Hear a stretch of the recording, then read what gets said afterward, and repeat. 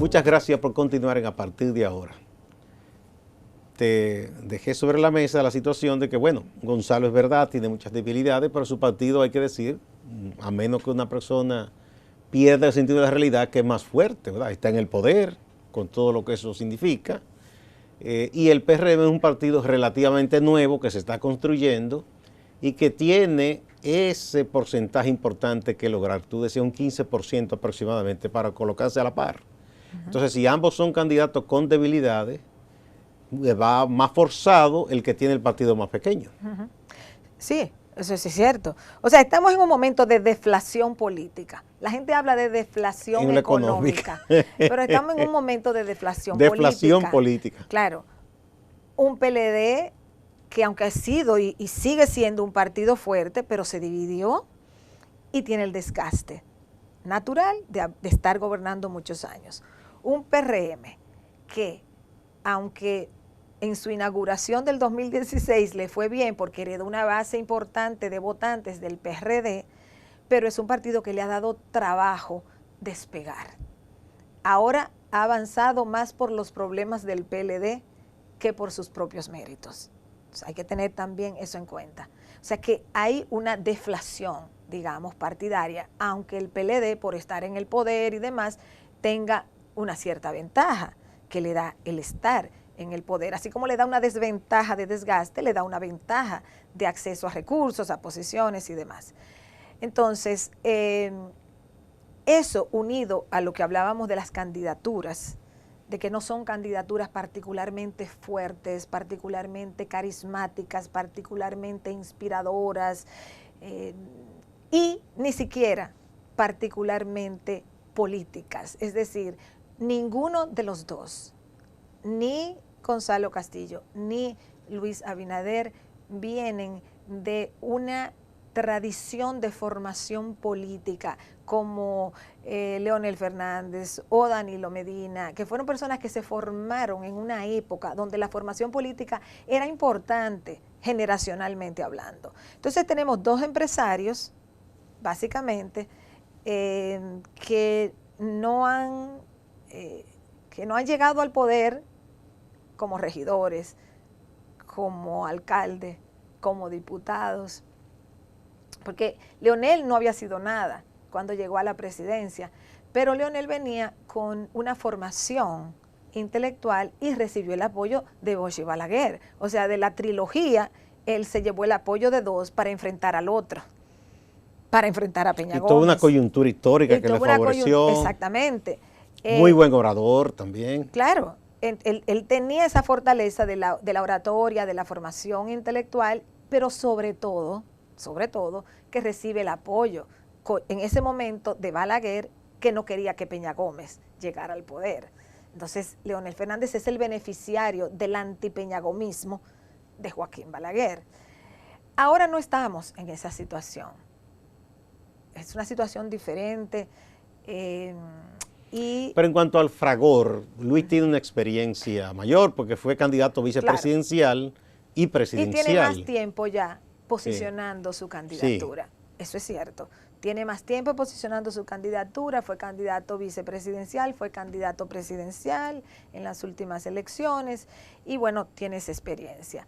Entonces, vamos a ver qué pasa con el electorado, o sea, hacia dónde se va a inclinar finalmente, o sea, cuáles son los factores que van a incidir finalmente en el electorado para irse por una opción o por otra. Y en el caso de Gonzalo, ¿es suficiente la fortaleza del partido como para tratar de inclinar la balanza a favor de Gonzalo? Yo no sé si es suficiente eso, la verdad que no sé, porque el PLD tiene dos problemas ahora. Tiene el problema de la división que lo debilita y tiene el problema del cansancio, del hastío de la gente que también lo debilita y echándolo un poquito para atrás también tiene el problema de los escándalos de corrupción. Entonces el PLD tiene algunos problemas serios. No es tan fácil, aunque siga siendo relativamente hablando un partido más sólido. No es que el PLD está tampoco en una situación de solidez, porque son tres problemas graves. Sí, y un candidato que tiene dificultades. Agregado eso, pero como Sí. partido, está la división, está el desgaste y están los escándalos de corrupción que han precedido en los últimos, bueno, digamos desde Odebrecht para acá, lo que salió en el 17 y el año 2017, 2018. Digamos que el tema transparencia y corrupción será un tema vedado para el PLD. Ellos quisieran no tocarlo. Ah, no, claro, ese es un tema que no van a tocar, ni les interesa tampoco que lo toquen. Sí. Bueno, en esta ocasión parece que va en serio lo de los debates de los candidatos y sobre todo de los candidatos presidenciales, la ANGE con un grupo de medios de comunicación, de hecho nosotros estamos ahí en ese acuerdo, va a organizar ese debate. La gran interrogante de mucha gente es si Gonzalo va a asistir, porque aquí lo que han hecho muchos candidatos en un momento dado es que si entienden que no les conviene, no van. Bueno, en el PLD no hay tradición de ir a debate. No, y el propio doctor Peña Gómez en el 96 obvió ir a un debate con Leonel Fernández. Y no porque no tuviera las condiciones para debatir, sino que entendía que él estaba por encima en las encuestas y que no era conveniente. Si aquí se creen que no ir a debate es una muestra de fortaleza y que ir a un debate es una muestra de rebajarse, hay, digamos, esa sensación o esa opinión en la clase política. Por ejemplo, Leonel Fernández, que tiene la capacidad y la oratoria para haber ido a debate con cualquiera, sin embargo no quería ir tampoco, no quiso ir. No. En un momento incluso que se suponía que le estaba muy bien frente, por ejemplo, a el candidato del PRD en ese momento, que era canciller, Miguel Vargas, no fue. Y podía ir, porque realmente él no tenía nada que perder. La idea es que si van, validan al otro. O sea, también está eso. O sea, que si ellos piensan, porque es la única explicación que uno le puede encontrar. O sea, Leonel Fernández no tenía nada que perder yendo a debatir con Miguel Vargas, por ejemplo. ¿Por qué no fue? Porque opera la lógica de que si tú vas a debatir, tú estás dándole puntos al otro y tú no quieres darle puntos al otro, entonces tú no vas, aunque tú tengas la capacidad de ir a debatir. Es casi por una razón como o por una otra. muestra de inmadurez eso de nuestra clase política. Es que la clase política dominicana es muy madura. En términos de madurez política, los políticos dominicanos son muy maduros en ese sentido. Ellos, yo diría que la fortaleza que tienen los políticos dominicanos es que cuando la cosa se aprieta de verdad, ellos se dan cuenta y tratan de arreglar la carga en el camino. Ellos no contribuyen mucho a la democracia, pero cuando ellos ven que todo está en peligro, ellos las arreglan. Conviene ponerse de acuerdo. Ahí se ponen de acuerdo, ahora bien, eso tiene un límite también. Y yo pienso que, yo decía que hay una deflación política porque hay un proceso de fragmentación de los partidos. El sistema estaba operando con un PLD como partido dominante, pero la división debilita al PLD y no sabremos las consecuencias de la división todavía. Hay que esperar las elecciones, a ver qué efecto electoral tiene la división, no lo vamos a saber. Rosario, lo que parece evidente es que en el Congreso habrá un cambio que ya se está un poco observando. El PLD ya, o cualquier sea, si gana otro el Ejecutivo, no será hegemónico en el Congreso. Habrá mayor diversidad, para bien o para mal, porque quizá llegue gente ahí con buenas ideas y que tiene muchas cosas fundamentales claras, pero quizá llegue gente también que con un discurso y una concepción muy atrasados. Bueno, mira, yo la verdad que no tengo muchas esperanzas. No, yo creo que el Congreso va a ser igual o peor. Esa es otra posición en la que tú estás contra la corriente también. Totalmente. Yo cuando oigo a la gente diciendo que como va a haber será la maravilla. Digo, pero bueno, ¿por qué tú no tienes muchas esperanzas de que tengamos un mejor Congreso? Porque en la mayoría de los casos las personas que son candidatos no son mejores. O sea, ¿Son es lo iguales mismo. o peores? Con 2 o 3 excepciones. Es la misma gente que está, o los que no están, que están aspirando, tampoco son buenos. Entonces yo no tengo mucha confianza. O sea, que aspirar a reformas que hace tiempo se han estado luchando, de alguna manera es una esperanza un poco lejana entonces. Mira, para tú realmente generar un cambio, yo creo que el PRM ha perdido la oportunidad de haber sido un agente de cambio. No porque yo piense que el PRM puede representar una transformación radical ni nada por el estilo. Estoy pensando en haberse posicionado como una fuerza de cambio, que debió ser su apuesta. ¿Cómo debía hacer eso? Bueno, el PRM, beneficiario de la mala situación en que se encuentra el PLD, es el beneficiario natural, debía ser el beneficiario natural. El PRM debió posicionarse como una fuerza de cambio. Situarse un poco como o izquierda moderada o centro izquierda, algo así.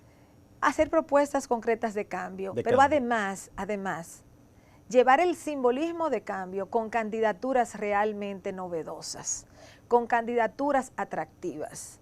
Pero, por ejemplo, ellos llevan aquí en el distrito a Faride, que es una mujer. Llevar a muchas Farides, llevar a mucha gente. Que tiene brillo propio. Claro, ellos debieron. Y ha renovado muchas cosas. Bueno, ellos debieron llevar a mucha gente. Replicar eso en otros lugares. Con ese perfil, replicarlo en muchos lugares del país. Esa debió ser la apuesta del PRM. Y no ha sido así. No, porque el PRM le cede 10, 11 senadurías a los sectores más conservadores a través del pacto que hicieron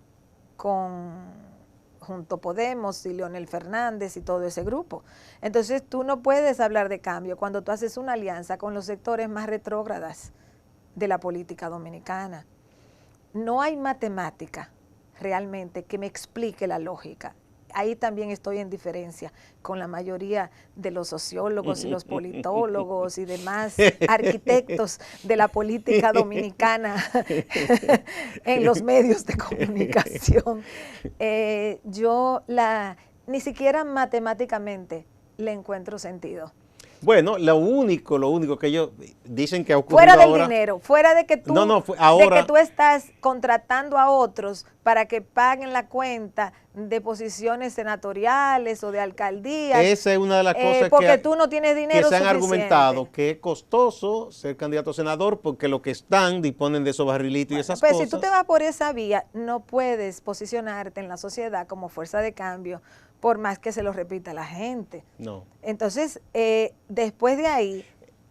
Pero lo que habrá será una situación, que el partido que tenga el Ejecutivo, sea el PLD u otro, ya no tendrá el control que ahora tiene de la Cámara de Diputados, por ejemplo.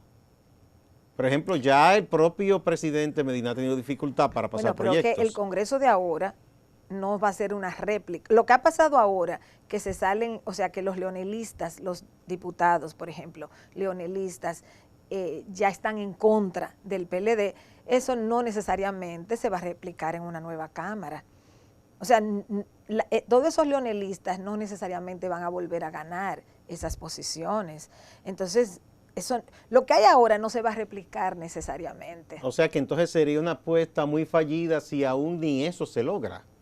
Esa diversidad, esa diferencia con el Ejecutivo. Además, hacia futuro, ¿qué tiene el leonelismo con el PRM en común? O sea, tienen algo, son fuerzas diferentes. El objetivo del PRM... Uno entiende que sí, que deben ser diferentes. Pero incluso pragmáticamente, el objetivo del PRM debe ser llevar su gente al poder. Claro, claro. El objetivo de Leonel Fernández es llevar su gente al poder. Son objetivos diferentes. Entonces, quienes creen que estamos en el 1996... yo creo que están equivocados. No estamos en el 1996. ¿Qué nos diferencia básicamente en esta coyuntura de esa del 96? Te voy a decir una sola, muy fácil. En el 96, Balaguer tenía alrededor del 30% del electorado. Él, en su bolsillo. Voto duro. En su bolsillo tenía el 30% del electorado. Si tú le transfieres a alguien el 30% del electorado a cambio de nada, ¡wow! Eso es muy bueno. Le está dando un gran apoyo. Eso es muy bueno en política. Ahora no hay nadie con el 30%, o sea, no hay una tercera fuerza con el 30% del electorado en su bolsillo que le pueda dar al PRM eso a cambio de nada. Mira, yo he visto... Entonces la situación es muy diferente. Rosario, un par de mediciones. Yo no le doy mucho crédito todavía porque estamos muy lejos de la presidencial y esa... Pero sí, son consistentes las que he visto en que el ímpetu inicial de Leonel y su grupo o se ha congelado un poco o está disminuyendo. algunos lo sitúan ahora inclusive entre 6 y 7% y no en un 10 o 12 como era hace unos meses, un par de meses.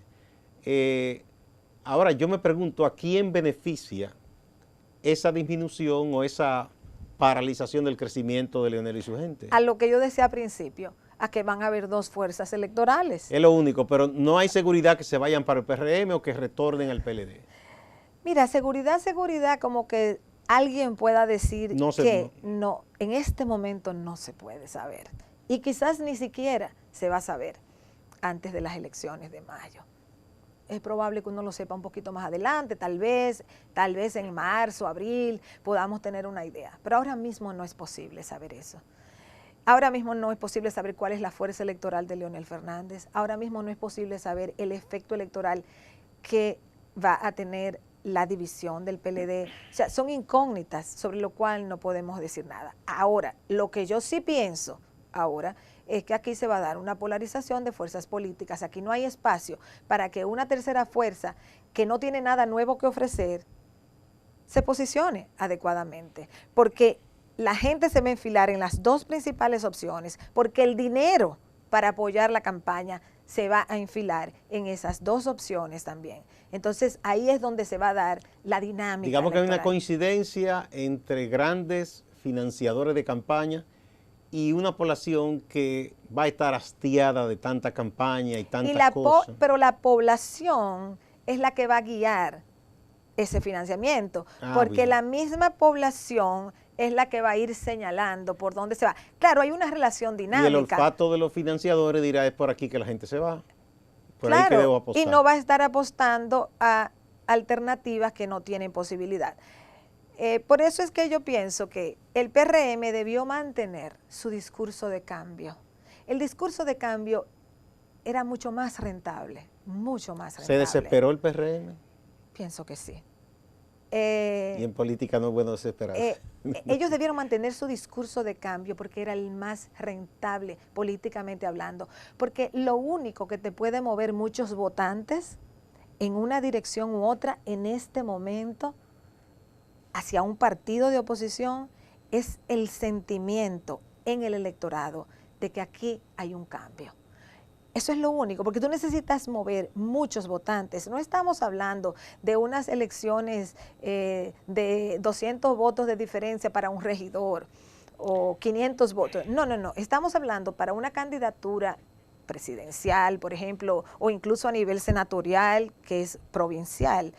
Estamos hablando de mover muchos votantes. Entonces, yo pienso que al poder del Estado, del PLD, que es el partido en el poder, lo único que se le puede enfrentar, lo único que se le puede enfrentar a eso es con un discurso realmente de cambio, un discurso inspirador, porque esa es la única arma que tiene. Entonces, como el PRM fue beneficiario de la división del PLD, porque ante la división la gente iba a mirar hacia el PRM, no iba a mirar hacia otro lugar, porque no hay ninguna fuerza política constituida hoy, no la hay, al día de hoy. No sé si se constituye mañana, pero al día de hoy no la hay. Entonces la gente iba a comenzar a decir, pero déjame ver el PRM, le iba a poner atención al PRM en búsqueda de una alternativa. Entonces el discurso de cambio, el discurso real de cambio, una estrategia real de cambio, una propuesta real de cambio, es, o quizás era, todavía no sé lo que va a pasar, lo más rentable para el PLD. Perdón, para el PRM. Bueno, hasta el momento ellos han pactado esas alianzas, pero tú piensas que ya con mira a la presidencial, si pudiera un poco reorganizar su estrategia y decir no y asimilar algo así, decir, tengo que sentarme en la cresta del sentimiento de cambio. Es la única forma de que es la única forma. Es la única forma de que el PRM gane. Es la única forma. La única forma. Ellos tienen menos recursos que el PLD, ellos tienen menos organización que el PLD, ellos tienen menos seguidores que el PLD, porque una cosa es la intención de voto y otra cosa es lo que una estructura partidaria tiene. No, que él es una persona comprometida, incluso que hace un trabajo en el territorio. Ellos tienen menos estructura partidaria para todo el trabajo que hay que hacer a nivel de territorio. Entonces, por todas esas razones, de la única manera que el PRM mueve muchos votos en su dirección es adoptando realmente, no como un término hueco o vacío, un discurso de cambio. Entonces, por eso es que yo veo que ellos no están pensando en eso, que ellos han comenzado a hacer una carpintería política barata. Entonces, cuando tú usas una madera mala y unos clavos malos y comienzas a armar cosas mal hechas, se te derrumba la casa. Se te derrumba la cosa. Entonces, ellos tienen tiempo de repensar, tienen un poquito de tiempo, no tienen mucho, tienen un poquito de tiempo. Yo esto lo he dicho muchísimas veces, tengo mucho tiempo diciéndolo, incluso antes de esa alianza y demás. Yo tengo mucho tiempo diciendo, para desmontar un partido dominante del poder, se necesita una crisis económica pero sobre todo o una división del partido en el poder. El PLD les regaló eso al PRM. Sí, porque no se esperaba, ¿eh? Bien, vamos a otra pausa y cuando retornemos vamos a ver otros elementos de estos escenarios políticos con miras al 2020.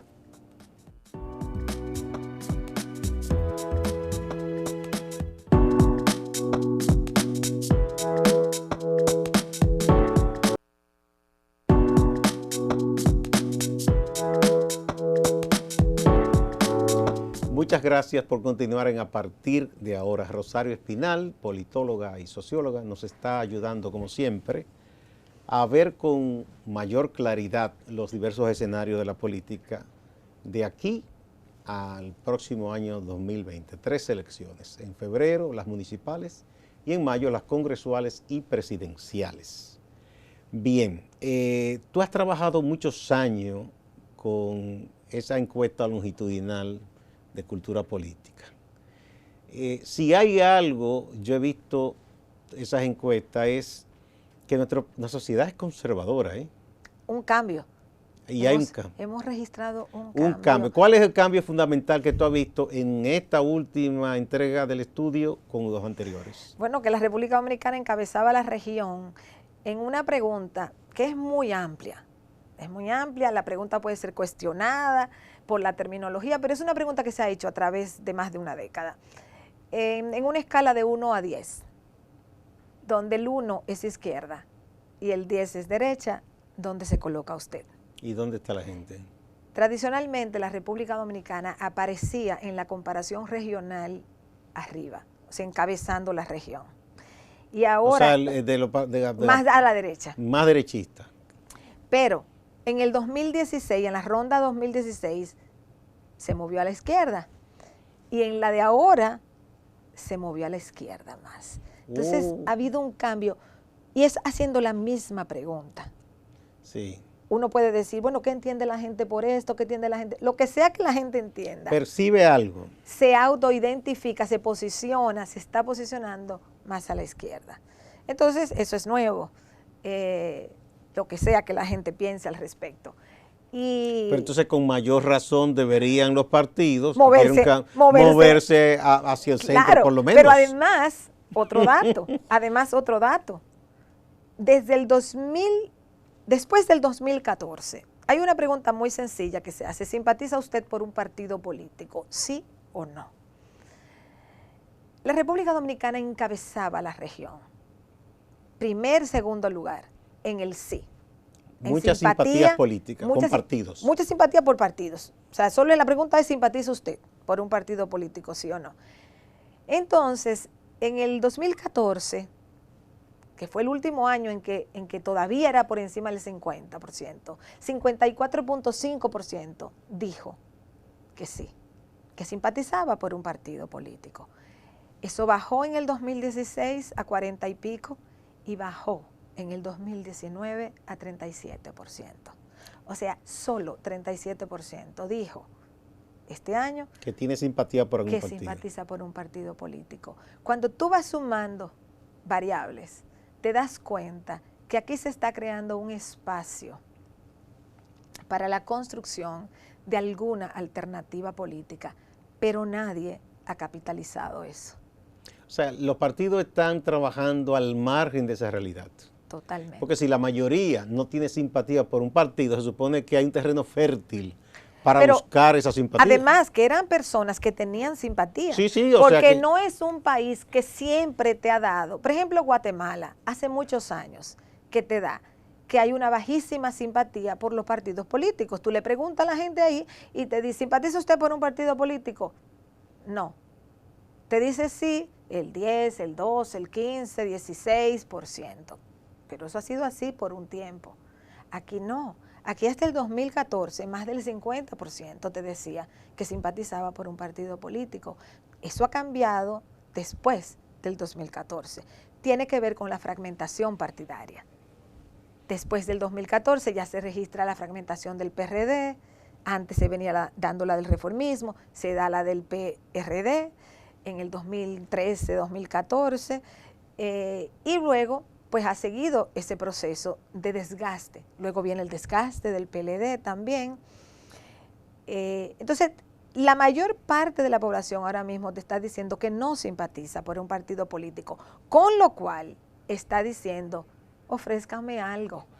no está contenta con lo que le están ofertando, con lo que le están ofertando. En el mercado político. Por eso es que yo te decía que hay una deflación política.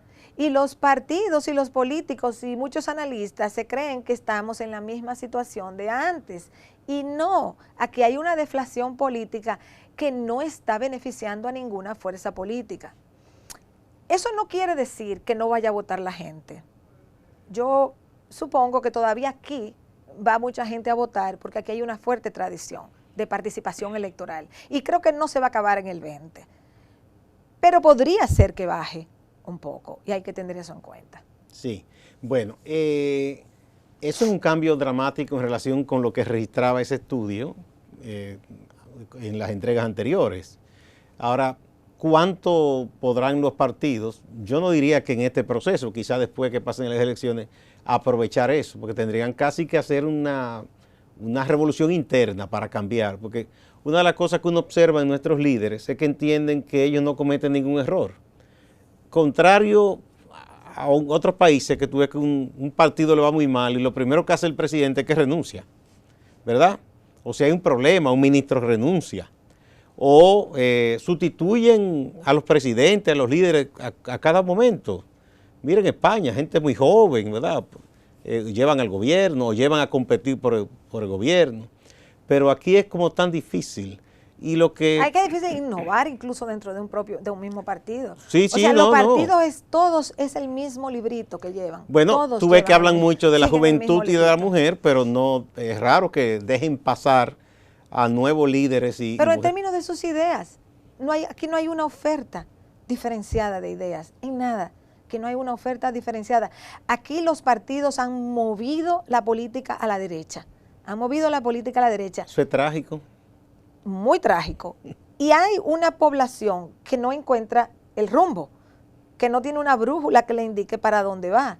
Y eso se expresa entonces en mayor porcentaje que dice que no simpatiza por los partidos.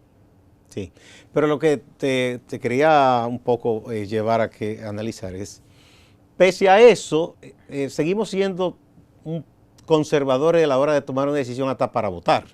Porque contrario, tú mencionas el caso de Guatemala, ahí vino un comediante, salió, ganó, antes que él, el que después fue sometido a la justicia, había sido un militar con cierto carisma, entró a un partido y ganó, terminó preso después. Y vemos en Honduras, en Costa Rica. Sí, pero eso no es muy bueno. No, yo no estoy diciendo que sea bueno. Pero te voy a decir por qué eso pasa en esos países y aquí no. Y por suerte que aquí no ha pasado. Sí. Mira qué es lo que sucede. Hay dos factores que nos diferencian de esos casos. Sí. Uno es que aquí el sistema de partidos ha estado más estructurado a pesar de su debilitamiento, que hemos hablado ya en el programa, pero el sistema de partidos aquí no ha colapsado, vamos a decirlo de esa manera. Se mantiene. El sistema de partidos no ha colapsado totalmente, en esos países colapsó. Punto 1. Punto 2. En la República Dominicana, desde fines de los años 60, hay un alto nivel de compactación de las élites. Y eso es sumamente importante para la estabilidad del sistema político. Y esa gente lo que quiere es certidumbre. Totalmente. Entonces, a diferencia de otros países donde hay conflictos, por ejemplo, entre la clase empresarial fuerte o conflictos entre la clase empresarial y los partidos políticos o entre el Estado, el partido dominante y los sectores empresariales o lo que fuera. En la República Dominicana ha prevalecido una inmensa compactación de los sectores de poder, empresarial, eclesial, político, o sea, todos han estado sumamente compactados y eso viene de lejos. Eso, después de la muerte de Trujillo, aquí se descompactó porque el poder lo controlaba Trujillo. Vino la década digamos, los primeros años de la década del 60, donde hay una descompactación del poder y por eso vivimos una época de crisis muy fuerte. Balaguer comienza a reorganizar la casa. Le llevó 12 años, aquellos famosos 12 años de Balaguer. Pero desde entonces ha habido una gran compactación de la élite. Hay militar también. Entonces, todos esos sectores han sido beneficiarios del clientelismo. Esa élite se ha entendido muy bien con todos los gobiernos. Claro, porque el Estado es un distribuidor de beneficios para todos esos Hubo sectores. un momento que parecía que habría una crisis, cuando el PRD retornó al poder con don Antonio. Hubo como cierto distanciamiento. Bueno, por el empresariado. Entre el CONE, que se llamaba era Consejo de Hombres de Empresa. Consejo Nacional sí. de Hombres de Empresa. Y emitían a veces unos comunicados criticando, porque ellos entendían que cualquier cosa era comunismo. Porque lo que sucedió en ese momento fue que con la transición política del 78, los sindicatos que habían sido muy reprimidos por Balaguer en los 12 años. Tuvieron un poquito más de libertad. Exactamente, comenzaron a reorganizarse sí. Y los empresarios entraron en terror. Se eliminó la ley que prohibía las ideas comunistas y esas cosas. Entonces los empresarios entraron en miedo, vieron sindicatos reorganizándose y tuvieron ese conflicto con el gobierno de Antonio Guzmán. Así fue. Pero fue muy corto. Fue breve, volvieron a los amoríos después. Claro. Sí.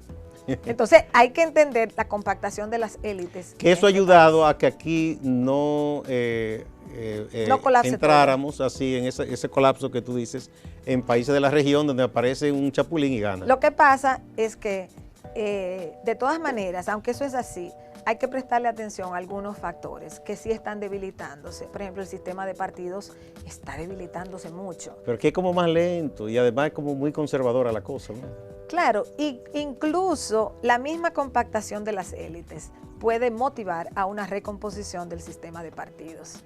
Lo que pasa es que no lo puede hacer de manera automática, no lo puede hacer al margen de la sociedad. Entonces, para tú competir en elecciones y que las elecciones tengan legitimidad, tú necesitas llegar al electorado, tú necesitas encantar a un segmento del electorado y eso va a estar flojo en este proceso electoral. Entonces, lo que estamos viendo hasta ahora es que si van a incidentar el proceso electoral, pero si lo incidentan mucho, la gente, va a haber menos credibilidad en las elecciones. ¿Puede eso entonces volverse contra los propios actores del sistema? Los mismos actores políticos. Ellos tienen que tener mucho cuidado, porque si siguen incidentando el proceso electoral, entonces la gente va a perder más confianza y ya está baja. Ya otro hallazgo en la encuesta es que el nivel de confianza en las elecciones está bajito. Entonces no se le puede dar muchos golpes por ahí porque se le va a revertir en contra a los mismos sectores de poder. Entonces los mismos sectores de poder tienen un rompecabezas ahora porque los políticos juegan un papel fundamental articulando los intereses sociales o por lo menos las energías sociales. A veces cooptando, a veces otorgando, a veces ignorando, depende. Pero los políticos son cruciales en este proceso. Y si los políticos se le desencajan demasiado a los otros sectores de poder, hay problema. Muchas gracias, Rosario. Qué bueno que viniste.